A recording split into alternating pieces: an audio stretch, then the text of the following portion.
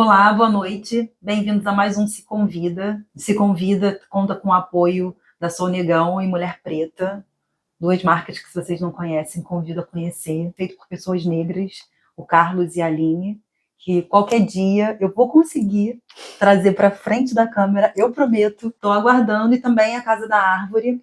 São dois parceiros que acompanham o programa desde a sua primeira edição. Eu estou hoje aqui com Luana Rodrigues, escritora, professora. Vou ler uma parte da biografia dela e depois, durante a conversa, vocês vão ter a oportunidade de conhecê-la um pouquinho mais. E se não der tempo de conhecer tudo aqui, já deixo o convite para que vocês sigam a Luana nas redes sociais. Luana tem vários projetos bem bacanas para vocês acompanharem. Então, Luana Rodrigues é mestra em letras pela UFRJ, professora das redes pública e privada da cidade do Rio de Janeiro. É pesquisadora, escritora de literatura infantil, afro-referenciada, tendo publicado as obras A Luz de Aisha, Tudo Que Sou, Mar de Marielle e Pra Que Medo, respectivamente 2021, 22, 23 e 23. Além de ser mãe de duas crianças lindas, Inácio e a Kim, que inclusive está aqui.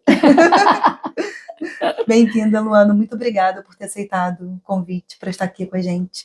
Muito obrigada a você pelo convite. É um prazer estar aqui nesse programa que eu já acompanho desde lá, né, do outro canal, e adoro e já queria vir há muito tempo. Você sabe que você estava na fila, né? Eu tô acreditando nisso. Claro que sim. Aliás, gente, essa fila é um negócio, assim, quase que infinito.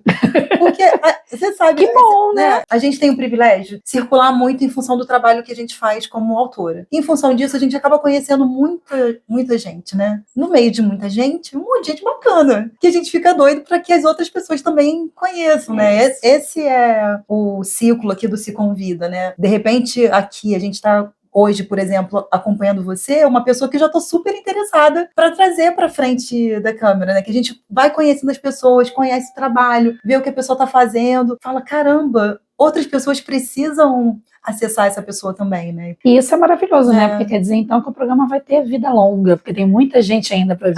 Sim. É quase infinito, né? É, maravilha. E eu espero que, inclusive, continue depois de mim, porque se eu não estiver mais aqui, que venha outra Simone, outra Simária, sei lá, Silvana, ou outra que não seja assim, e dê conta de convidar as pessoas para poder apresentar para outras pessoas, né? Porque assim que a gente vai formando as redes boas que a gente consegue fazer, né? O mês de março é o mês da mulher, né? E eu acho que a gente não pode passar por essa conversa sem falar disso. E eu queria que você se apresentasse nesse lugar de mulher. Eu tô te convidando a se apresentar de uma outra maneira. Eu te dei uma biografia aqui rápida, e agora eu queria que você falasse quem é essa mulher, Luana. Nossa, mas a gente já começa com questão de prova. Gente, que difícil. Tudo que você falou de mim aí sou eu atravessada, basicamente partindo do ponto de ser mulher, né? Mas eu acho que o principal é ser uma mulher preta. E aí esse atravessamento é o atravessamento que me leva a todos os maiores aprofundamentos do que eu penso, do que eu sinto, do que eu quero produzir, da maneira como eu crio meus filhos e tudo mais. Aí essa construção, que para mim foi uma construção, né, ela foi acontecendo durante a minha vida, durante a minha existência. Ela não nasce comigo lá de pequenininha. Eu nunca achei que eu não fosse uma mulher preta, né, por não ser uma mulher preta retinta. Mas eu não tinha essa pauta racial tão comentada, fomentada dentro da minha casa. Ao mesmo tempo, eu vivia rodeada, na maioria, assim, na escola, na minha vivência do dia a dia, que basicamente era a escola, de pessoas brancas. Então, isso fazia com que isso ficasse ainda mais ali naquela gavetinha. Sim. Eu sofria os racismos dentro de uma escola privada e branca, mas naquela época a gente não falava disso, né? A gente era brincadeira, de mau gosto, mas era brincadeira. Uhum. E aí você vai entendendo, né? Então, para mim, é muito importante chegar na fase adulta, entrar na universidade pública e ali, naquele lugar, também embranquecido. Quando eu entrei na universidade pública, na UFRJ, ainda era muito embranquecida, antes, né, pré-cotas, e aí eu tinha pessoas negras, mas não era uma quantidade tão grande assim, mas ali eu comecei a me enxergar. E comecei a construir a mulher que eu sou hoje, assim. Que, obviamente, se constrói desde a minha infância, mas ali eu comecei a me entender mais fortemente. Então, assim, quando eu penso nessa coisa de ser mulher e ser mulher preta, para mim é muito ao mesmo tempo que doloroso em algumas lembranças, mas é muito gostoso entender como que isso foi sendo construído em mim. E eu fui me entendendo cada vez mais. A sensação é como se eu tivesse me reencontrado ao longo da minha vida, assim, da minha existência. E que eu continue me reencontrando, porque a gente se reencontra o tempo todo, a gente vai se descobrindo e se redescobrindo, né? Sim. Acho que ser mulher é muito isso. É a gente se colocar à disposição da nossa própria vida para se descobrir, se redescobrir, se reinventar. O que eu quero enquanto mulher? Eu quero continuar me reinventando e sendo outras, e sendo tantas, e sendo muitas, entendeu? Nossa, óbvio, era questão de prova, mas eu mandei. A professora é uma boa aluna. Me deixou surpresa, a sua surpresa, e como isso é recorrente quando alguém nos convida a nos colocarmos como mulher. Né? A gente se coloca facilmente como mãe, a gente se coloca facilmente como professora, como profissional, né? Como as guerreiras, e quando a gente fala mulher, né, assim, puxa para essa parte mais íntima do nosso ser, como é difícil pra gente esse primeiro pontapé, né, de botar para fora, né, fazer esse primeiro movimento. Depois que você desengasgou, né, foi. Viu? Você tocou em 2 pontos, assim, e eu vou puxar um gancho a partir desses pontos, né, essa coisa do tornar-se negra hoje, chamada no Instagram da Eliana Alves Cruz, entrevistando o Alder e a Anunciação, e ele falava sobre esse tornar-se negro, né, que não é, eu me olhei no espelho, agora eu tô vendo que eu sou preta. Não é isso, é exatamente isso que você traz pra gente enquanto mulher preta, né? Uma mulher preta que a gente perdeu em março de 2018, Marielle Franco, né? No dia 14 de março. E tudo que a gente tem recebido de notícia nos últimos dias em função do assassinato dela, do avanço nas investigações, o quanto que esse empoderamento, né? Essa descoberta de ser mulher negra e da sua potência, né? Incomoda toda uma sociedade a ponto da gente perder uma pessoa como Marielle fisicamente, né? Porque ela se permanece viva. E eu queria que você falasse um pouco, né, da sua relação com Marielle, que faz você escrever um livro infantil em homenagem a ela. Como que Marielle entra na sua história enquanto mulher negra, enquanto escritora? A gente está muito mexido, né, nesses últimos dias. A gente está mexido há 6 anos, mas a gente está ainda mais mexido nesses últimos dias, com esses desdobramentos, sim, né? Você vê, enquanto você começava a responder, eu fiquei pensando na volta que eu dei para tentar fazer uma pergunta, para não mexer tanto nas nossas feridas, né? Porque é isso, a gente quer falar, elas estão abertas, a gente quer falar, mas a gente, até para falar, a gente, né, demanda um cuidado, não só na escuta do outro, mas no próprio rebate que isso traz pra gente. Eu vou até começar pelo fim, Simone, assim, falando que eu estava assistindo ontem um programa que estava falando sobre um programa de entrevistas e estava falando sobre quase todos os programas que tem, né, que levantam uma pauta séria e uma discussão, enfim, politizada, estava falando sobre isso, né? Sobre esse desenrolar aí do assassinato da Marielle e do Anderson. E aí eu estava assistindo esse programa ontem e foi dito uma coisa que eu fiquei assim, nossa, eu falei, cara, é isso. Achei muito perfeito, porque a gente tem, obviamente, isso ninguém vai tirar nem da gente, muito menos da família da Marielle, a sensação de perda, né? Sim. E a tristeza, e a revolta, e a raiva, e tudo que a saudade, tudo que vem, né, dessa perda tão absurda, e que, na verdade, né, ela foi tirada, ela foi arrancada, né, da família também, e do povo, né? Mas o que foi falado nessa entrevista que me chamou a atenção foi que, assim, na verdade, com esse desdobramento que a gente ainda tem muita coisa para se desdobrar, né? Mas com isso que a gente tem até agora, a gente pode entender que a Marielle venceu. E aí é muito curioso pensar nisso. Mas como assim? Ela precisou morrer para vencer? Estamos querendo então falar que a Marielle é um mártir e vamos... Não é isso. Não é isso. Obviamente, o melhor cenário seria a Marielle estar viva. Sim. Esse seria o único cenário aceitável, né? Mas ela não está. E aí, olha que loucura, né? linkando com tudo que você falou e com isso que eu assisti ontem, que me chamou muita atenção. Eles quiseram silenciar uma mulher potente, que eles entendiam que era potente e que tinha alguma representatividade e representação dentro daquele espaço ali de política, e que poderia enfrentá-los, e enfrentava, mas, na verdade, até onde eles acreditavam nessa potência dela? Porque eles não achavam que ia ter a repercussão que teve. Sim. Eles achavam que, de repente, eles iam só mexer com um cenário pequeno do Rio de Janeiro. Sim. Eles nunca pensaram que isso fosse virar um assunto mundial. Que a Marielle, que antes era conhecida no Rio de Janeiro, porque ela era conhecida no Rio de Janeiro. Muita gente do Rio de Janeiro não conhecia a Marielle. Embora ela tivesse tido uma votação expressiva e tudo mais, né, como vereadora. Eles não esperavam que ela fosse passar a ser, que o desdobramento fosse noticiado no New York Times, sabe, no mundo. Sim. Então, na verdade, o que eles acharam que era para mexer ali com aquele mundo deles foi um grande tiro no pé. Porque, na verdade, uma pretensão porque... atravessada pelo racismo, sim, porque pela homofobia, pelo sexismo, por tudo. Sim. Porque eles nunca pensaram que uma mulher negra, lésbica, favelada, fosse despertar tamanha revolta popular a ponto das pessoas há 6 anos estarem ali insistentemente cobrando justiça para saber quem mandou matar a Marielle. Exato.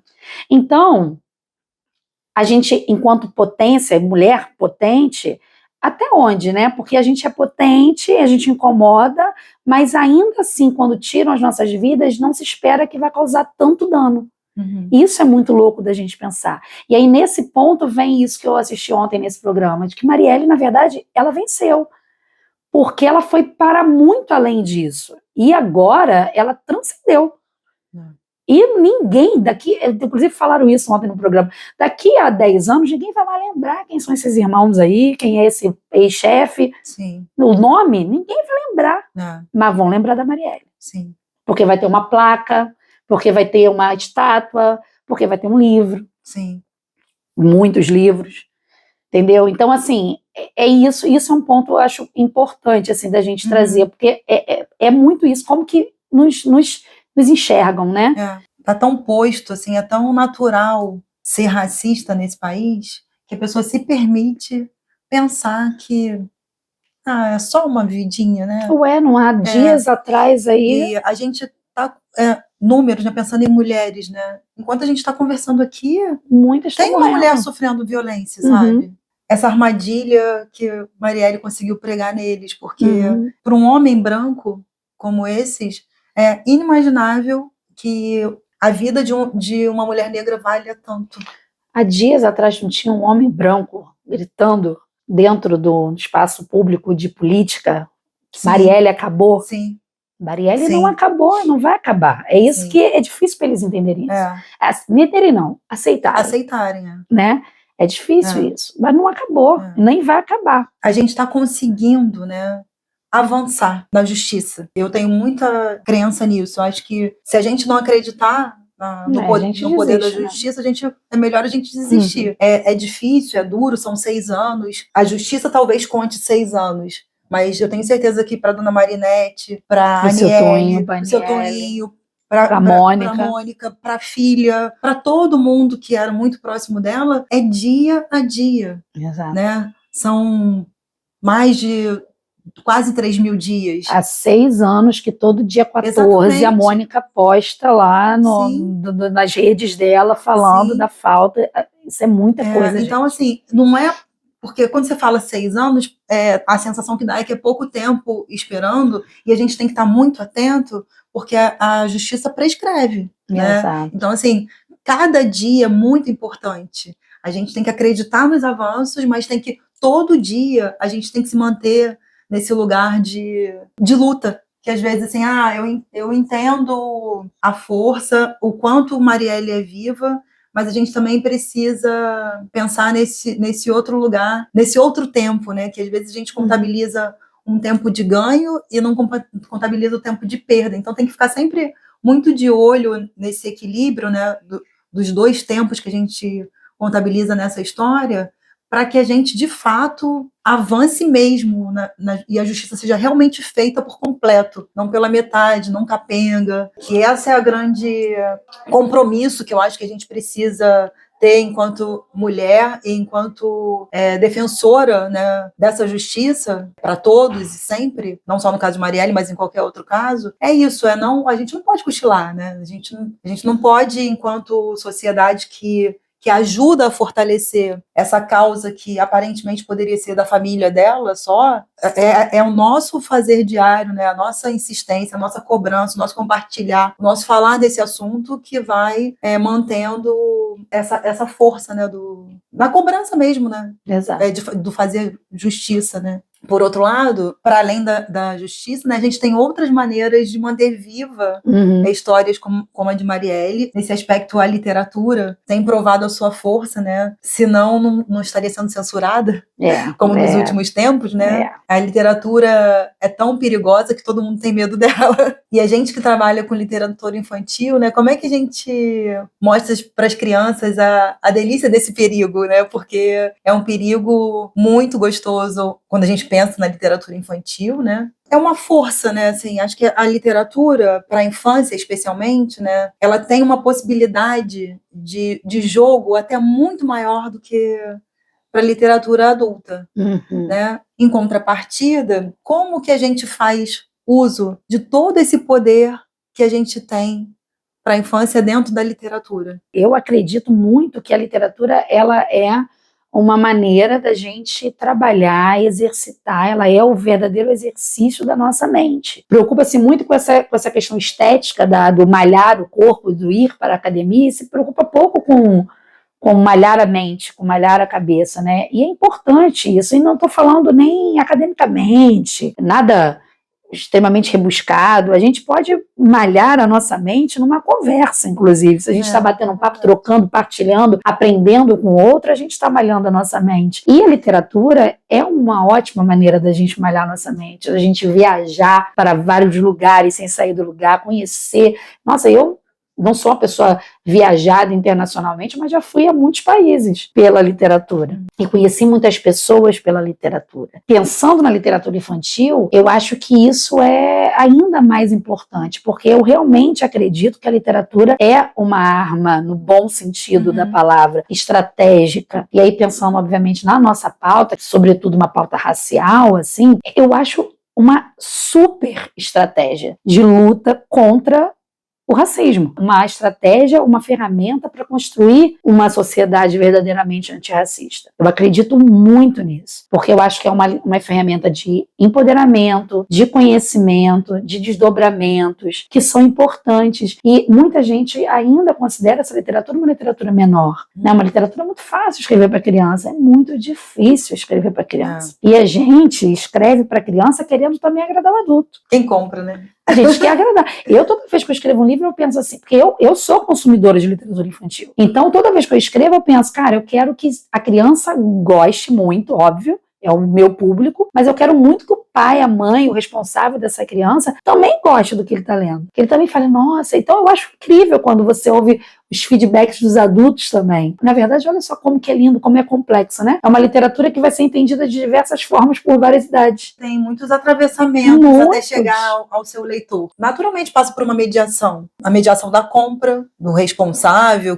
do adulto que vai lá e compra para uma criança. A gente está falando da escola, se o livro é adotado. A gente está falando de compra governamental. E aí a gente está falando de várias instâncias governamentais. Antes que ela chegue na mão desse leitor, ela pode passar por todas os outros olhares que podem, inclusive, impedir que essa literatura chegue. E às vezes impede. Então é muito também sobre isso. Assim, o nosso lugar enquanto autora, de pensar o que eu quero levar para as crianças? O que eu quero que as crianças conheçam? Qual linguagem eu quero que elas escutem? Como eu quero que elas se reconheçam? Literatura é identidade, é despertar de identidade. Quando eu era criança, eu não tinha uma literatura que me atendesse enquanto identidade. Eu não olhava para aquele livro e pensava, olha, parece comigo. Não tinha nada disso.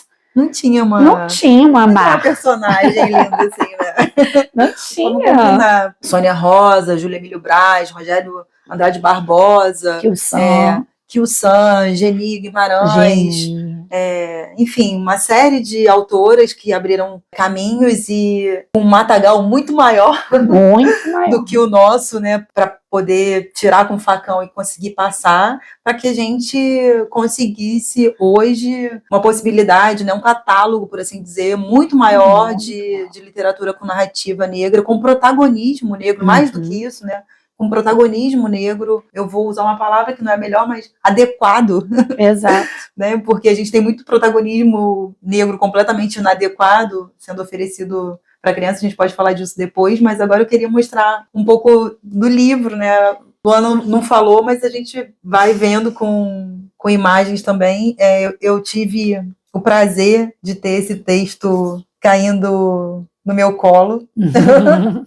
Eu sou responsável editorial da coleção Nossas Histórias, e esse livro faz parte dessa coleção, que apresenta personalidades negras para criança, sem ser biográfico, mas o objetivo não é dizer onde nasceu, onde morou, com quem viveu, e sim instigar, né, as crianças a conhecerem essas personalidades negras, e no seu caso foi Marielle. Eu queria que você contasse como que essa história surgiu. Vou voltar lá naquela sua outra pergunta, né? Como é que Marielle entrou na minha vida. Marielle entrou na minha vida, para além da entrada política, né, e de ser uma pessoa que despertava a minha confiança para querer, né, que me representava naquele lugar. Para além disso, Marielle era uma pessoa que estava próxima. Isso me encantava sempre muito nela, que era uma mulher de rua. Acessível. Né? Acessível, de rua, no sentido mais maravilhoso que essa expressão pode ter. Sim. Então eu, enquanto também, né, percussionista ali de um grupo de mulheres na rua, tocando na rua, eu encontrei inúmeras vezes a Marielle no samba, nos espaços públicos de festas. Era muito isso mesmo. Era muito isso. Sei lá, tava... indo ouvir o Moça Prosa. Era isso. E, de repente, olhava para trás e estava ali a Marielle. Uma semana antes do assassinato de Marielle, a gente estava tocando, a gente tocava sempre no Dida Bar. E aí, a gente estava tocando, e a Marielle chegou lá depois de uma reunião. Uma semana antes. Ela foi lá para curtir. Ela saiu da reunião, sabia que estava rolando um samba, ela foi lá. Então ela era essa pessoa. E isso era, assim, encantador, porque você tem, por muito tempo, hoje em dia já tem muitas mulheres, eu digo mulheres porque na maioria você vê as mulheres, tem homens também, mas essas mulheres, né, da política, elas estão ali, vivendo a rua. Né? Muitas delas estão ali vivendo. A própria Talíria, antes de ir a Dani, muitas dessas mulheres, elas estão ali na rua. E isso é muito importante. Muito importante. Se você vai falar para a rua, você tem que estar ali. E Marielle era essa mulher. Porque... E faz todo sentido, se governa para o povo. Exato, né? Exato. E a gente fala isso no livro, né? Sim. Que a Marielle era uma rainha do povo, dessas que se encontram na praia, no samba. Sim. Tem esse relato na história. E aí, acontece o que aconteceu, uma tristeza absoluta, e o tempo vai passando. E aí, 2022... é inaugurada a estátua em homenagem a Marielle. E eu, assistindo o telejornal, vi a reportagem falando sobre a inauguração. E aí eu falei, gente, foi exatamente isso que aconteceu. Eu pensei, por que eu nunca escrevi nada para Marielle? Se nunca escrevi uma história que tivesse Marielle. Eu falei, poxa, mas eu tenho que escrever uma história. E aí eu sentei e eu comecei a escrever. E eu pensei na hora, eu falei assim, eu não queria que... E a gente nem sabia de nada de coleção, de nada de... né? Sim. A gente nunca nem tinha trocado essa conversa.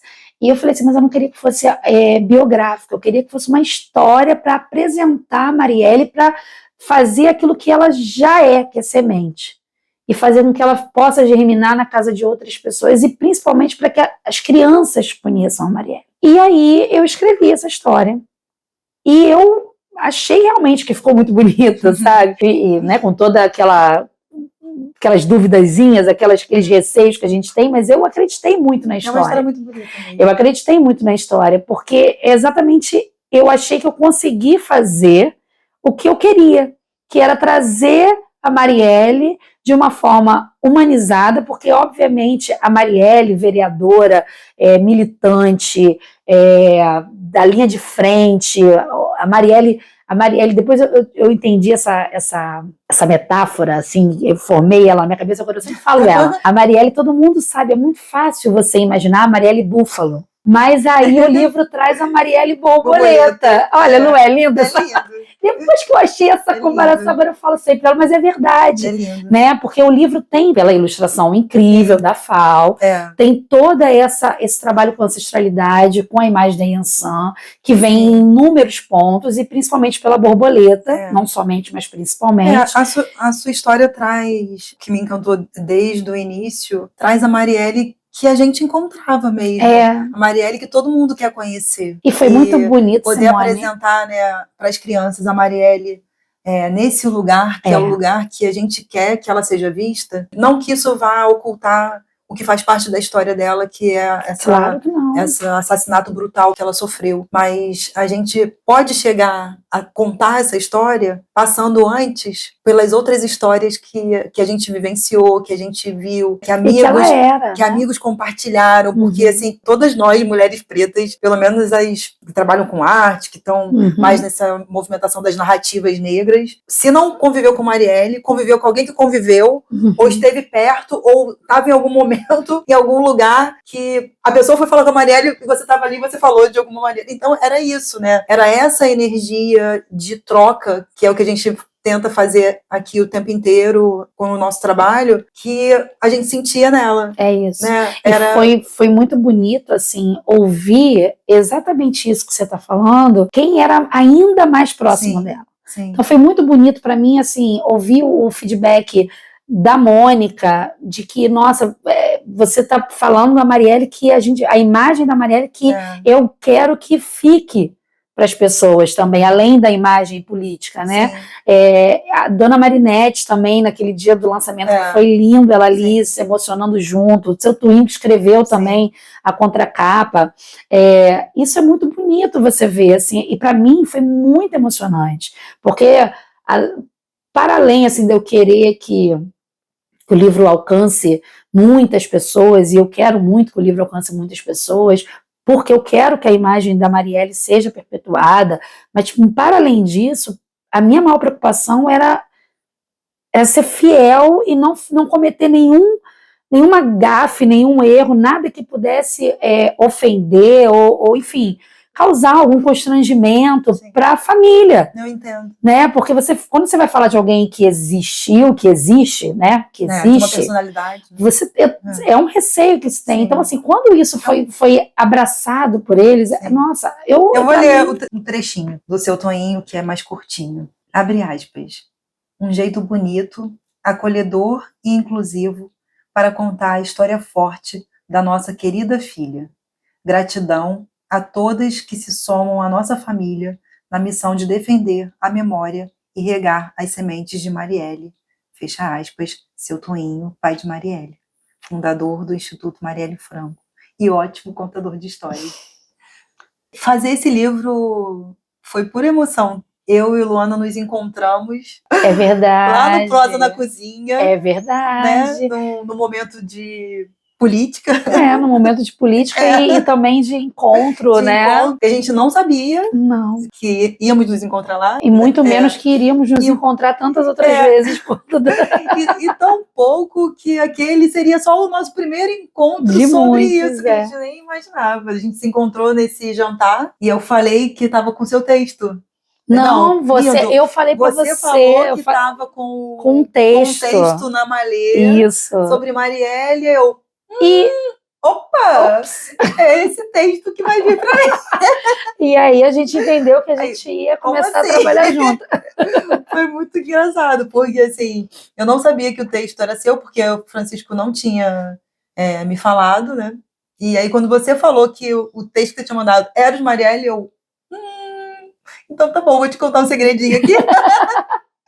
E que bom que foi você. Foi ótimo, né? Porque a gente conseguiu reunir só mulheres para fazer esse livro, e acho que isso foi fundamental, mulheres negras, e a FAO Carvalho traz uma contribuição incrível, assim, em cada detalhe dessa Foi muito dessa emocionante. ilustração. Cada Foi, reunião era assim, um foi. print. É. Cada Sim, reunião era um sim. print E essa derretido. borboleta, né, que a FAO traz para Todas as páginas. essa história, que passa todo o livro, né, que vai como se tivesse a presença Uhum. de Marielle ali lendo com a gente essa história, que é uma das que eu mais gosto, assim, A que é dupla do lindíssima. Mar da Maré. Que é o marzão É que porque a gente a constrói. história toda contada através dessa metáfora, né? Sim. Do mar. O mar é muito importante. O mar que está dentro da Marielle, o mar que está dentro do apelido da protagonista, né? Que carrega o nome da Marielle, que está dentro do lugar onde ela está, e o mar que é essa potência viva, essa força bruta e ao mesmo tempo tão delicado, né? E é isso, é a imagem que a gente quer perpetuar da Marielle, que a gente quer que as crianças conheçam, né? Que as crianças possam conhecer e também apresentar para os adultos, né? Que não vão vir depois ou que não conheciam a história da Marielle. Então, olha, é muito importante você ter um livro falando sobre isso e sobre todas as outras personalidades que traz a coleção, porque é isso, através disso aqui é um documento, né? É algo que vai ficar. O quanto que a gente já trouxe aqui de elementos que mostram a importância do cuidado e do compromisso com a literatura infantil, especialmente a literatura infantil de narrativa negra. Está lidando com a subjetividade de crianças que são pouquíssimo representadas na literatura de uma forma geral, e o quanto que isso exige estudo, apropriação, lugar de fala, tantas coisas que às vezes a gente, enquanto escritora de narrativa negra, escuta como mimimi. É muito importante em vários aspectos, assim, começar pelos temas, né, que a gente sempre, muita gente de fora vai achar que quando você fala de narrativa negra, afro-referenciada, afrocentrada, enfim, são vários nomes que podem, né, que são dados para esse tipo de narrativa, mas é tudo a mesma coisa. A pessoa já acha que vai ter que falar de alguma coisa mais, vamos dizer assim, polêmica.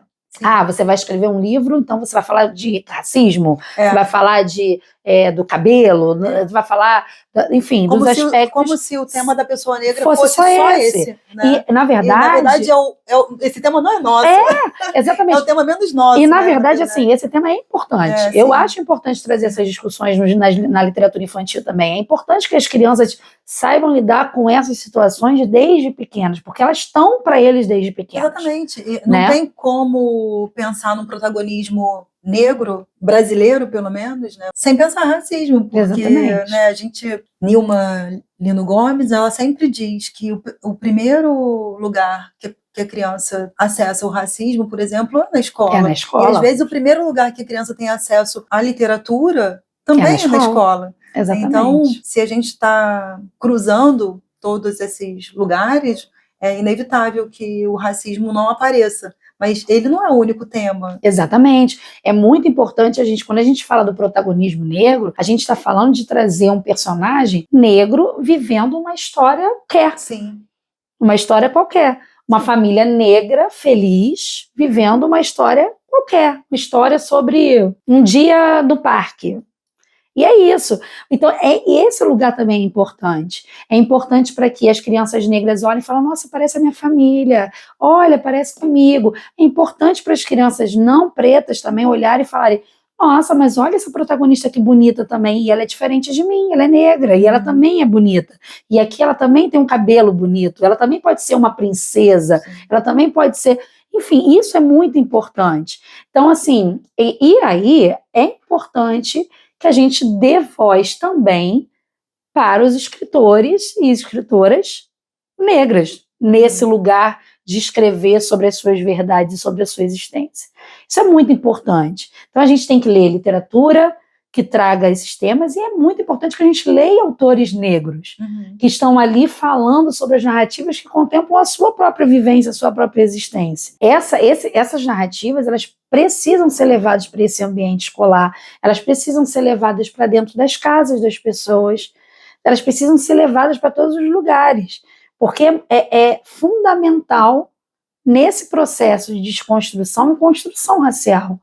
Eu acho, para mim, eu não tenho dúvida disso, entendeu? Para mim é fundamental, porque eu vejo isso na minha casa, eu vejo como é importante para o meu filho quando ele olha um personagem e vê que o cabelo é parecido com o dele. Uhum. E só por ele olhar ali e falar, nossa, mas parece com o meu cabelo, parece com você. Pronto, já ganhei meu dia. Já acho lindo isso. Não é que também a gente também só possa escrever sobre isso. Porque também é isso, né? Então aí você, enquanto autor negro, você também só pode escrever sobre isso. Não é. Senão a gente também cai no lugar de cota, né? Exatamente. Cota eterna, né? E não é esse lugar que a gente quer. Exatamente. É porque, assim, quando a gente pensa em infância, né? Que pra mim, assim, é ouro na infância.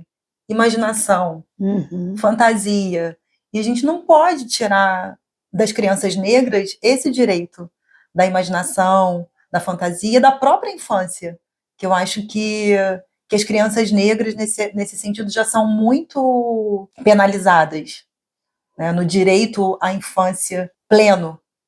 Já há uma penalização muito grande. Então, a gente também tirar da literatura, né, esse direito é roubar mais um lugar dessas infâncias negras. O que eu acho que às vezes as pessoas generalizam, implicam, insistem em não dar esse direito da narrativa negra. Tem que se pensar no que a gente está tirando, não é só dos autores negros, não é só do direito, você não está tirando só o direito do autor negro de produzir uma narrativa negra para a infância. Né? Quando você coloca o autor negro só nesses temas, você está tirando o direito também da criança de acessar narrativas negras com outros temas, onde o protagonismo também é dele. Exatamente. O direito de ser um personagem que voa, o direito de ser um personagem que está sentado no quintal e está vendo coisas inimagináveis, fantasiando que aquele quintal dele é um super lugar e que ele é super poderoso. E por aí vai, sabe? Não precisa... Não que as questões raciais não vão estar perpassando. Só a nossa existência já não adianta. Eu costumo dizer, com todo o privilégio que a gente tem, e cada um tem os seus privilégios, né? Eu, como pessoa negra de pele clara, eu tenho privilégios. Sou uma pessoa negra de pele retinta. Eu, como uma pessoa negra de classe média, eu tenho privilégio sobre uma pessoa negra periférica, e por aí vai, ainda reconhecendo todos esses privilégios, o que chega, a gente sabe o que chega primeiro. A gente que é negro sabe o que chega primeiro pra gente. Ninguém olha pra gente assim, ai, não, ela é negra, mas ela é autora. Não, ela é negra. Depois a gente vai procurar saber o que ela é. E na literatura, né, acho que a gente precisa ainda também romper, pelo menos na infantil, né? Eu ainda sonho em ouvir histórias, né, na literatura, que as pessoas venham com a demanda, não, Luana, eu quero um livro seu que fale sobre pertencimento, sei lá, sobre cabelo, e que a pessoa vem para você, Luana, eu quero uma história. Eu quero uma história sua, infantil, sabe? Então eu quero uma história sua que tenha um pouco de humor. Que tal, né?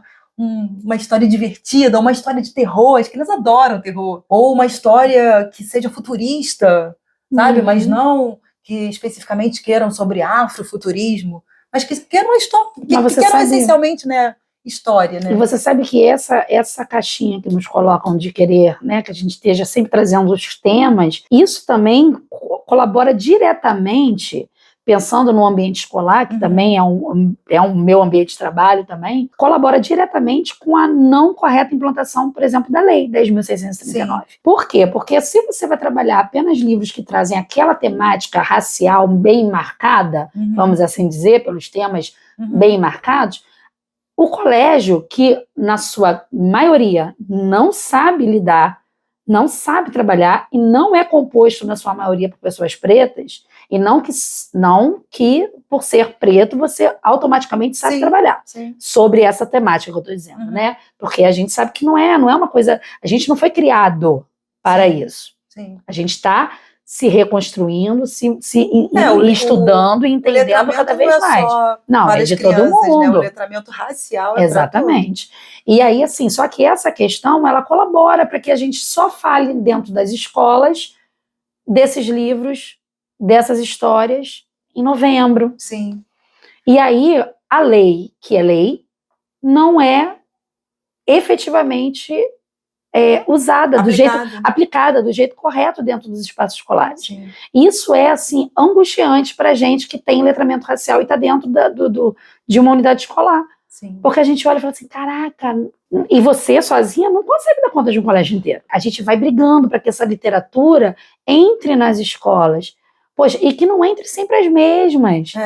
Poxa, quando a gente fala aqui, a gente não está nem falando dos nossos, você dos seus livros, eu dos meus. A gente está falando de tantos, tem tanta gente escrevendo. Sim. Que bom que tem tanta gente escrevendo, né? Tem tanto mercado, a gente pode, não é... Se fala muito em diversidade, né? E pouco em diversidade quando se pensa narrativa negra. Exatamente. Né? As pessoas ficam querendo... Você fica rodando ali. Isso, sim. Você vê, ano passado, que o Sam lançou um livro lindo de meditação. Maravilhosa. Gente, que livro é aquele? Ganhou língua inglesa e vai pelo mundo todo, vai embora. A própria Sônia Rosa, né? Pobre Sônia Rosa, a gente fala o nome dela de hora, mas... Não tem como não falar. Não dá pra não falar. Não tem como não falar. Mas Sônia Rosa tem um livro que eu adoro, que é do Matias, que chama O Sol. É isso, sabe? É disso que a gente está falando. Não é porque é uma narrativa negra que é sempre... Não que não possa ser, né? Eu tenho o Que Cabelo é Esse, Bela, que eu escrevi, que... Eu tenho a Luz de Aisha também. Tem a Luz de Aisha que fala sobre isso. Não é que não possa ser, mas é que não é só, né? Tem o Black Power de Aquim, tem o da Tayó também, que é lindo, enfim, tem um monte, né? Uhum. E mais do que isso que você traz, importância disso não ser coisa de um mês só. A lei, ela não está ali para ser aplicada em novembro. Isso agora, é muito importante. Para novembro, a gente já tem a data. 20 de novembro. Exatamente. Né? A lei não é a data. É preciso que e nem a gente ser procurado apenas no novembro. Pois é. Né? Chega novembro, não tem agenda. Porque chove. Chove e procura. Aí você passa setembro aqui, bola de feno. Né? A gente é escritor o ano inteiro. Gente, mas você sabe que eu reparo muito isso. Mas assim, quando você tem outras profissões... É quase que uma batalha.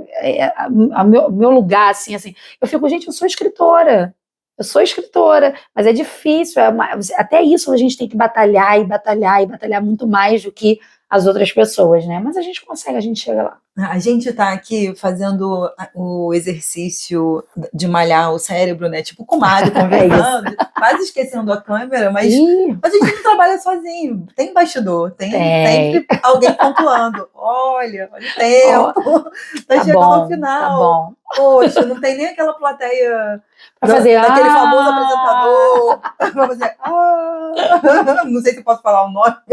Sei lá, tudo tão protegido hoje em dia. Não, melhor não. Se bobear, você fala o nome. Não estão dando nada pra gente, não fala não. Se você fala o nome, corre o risco de não poder subir o vídeo. Não. Enfim, eu faço... que pena. Eu também. Vai desligar a câmera e a gente vai continuar falando. Sim, sem dúvida, não falta assunto, a gente tem muita conversa, por isso que no início, né, eu disse para vocês que se ligassem no Instagram da Luana, porque tem muito mais para vocês descobrirem desse mulherão que está aqui na minha frente, que é uma grande escritora, e fico muito feliz de ter tido a oportunidade de editar um texto seu e de sermos realmente parceiras, né, nessa trajetória que a gente está se aventurando a encarar profissionalmente. Né? Eu um pouquinho mais tempo, mas... Eu aprendo muito com você. A gente aprende muito umas com as outras. Eu acho que isso é uma coisa muito bacana que a gente está conseguindo construir nessa rede de autores de literatura infanto-juvenil. Acho que tem uma parceria boa. Tem muita gente boa. Dessa rede aqui no Rio, mas não só no Rio, né? A gente fala do Rio porque é o local que a gente está, mas no Brasil inteiro. Tanto é que FAO é da Bahia, né? A gente conseguiu fazer esse trabalho junto e faz com outros artistas, ilustradores. Eu queria que agora, no final, você falasse um pouquinho só para terminar, sobre um projeto muito bacana que você tem de poesia no Instagram. E do que está vindo de novidade. Só rapidinho, falando então... Reforçando o convite da Simone para que vocês me sigam lá no meu @ lá no Instagram. toda segunda-feira eu tenho um projeto chamado Segunda-feira com Poesia Preta. Esse projeto começou também na pandemia. Aliás, a pandemia, que gerou, obviamente, muita dor e muita tristeza, me gerou alguns frutos criativos também nesse momento de solidão ali, de isolamento e tudo mais, né? E a gente tem que também deixar, né, essas coisas aflorarem e perpetuarem quando são positivas. E esse projeto é um projeto que toda segunda-feira eu leio uma poesia escrita por um autor ou uma autora preta, sempre. Então, assim, eu já aproveito para aproveitar aqui esse canal para pedir que, se você é poetisa ou poeta, ou conhece alguém que escreve poesia, né, sendo pessoas pretas, mandem para mim, que eu quero ler, eu quero falar, eu quero poder ajudar a espalhar outras palavras, outros versos de outras pessoas. Pode, mas eu gosto, eu escrevi um texto, mas eu não publico. Tudo bem, não tem problema nenhum. Pode mandar que eu quero ler. Então, toda segunda-feira tem lá. E outras coisas, eu falo muito também sobre maternidade, porque tá aqui muito pulsante, né? Eu também tenho uma coluninha lá sobre maternidade. Então, sigam, acompanhem para também saber das novidades dos livros. Em agosto tem aquele bordão, tem coisa boa vindo aí. Então, em agosto tem livro novo também nascendo. E fiquem ligados que tem muita coisa mesmo boa vindo aí, axé. Tem inclusive um presente vindo agora, ó. Ai, adoro!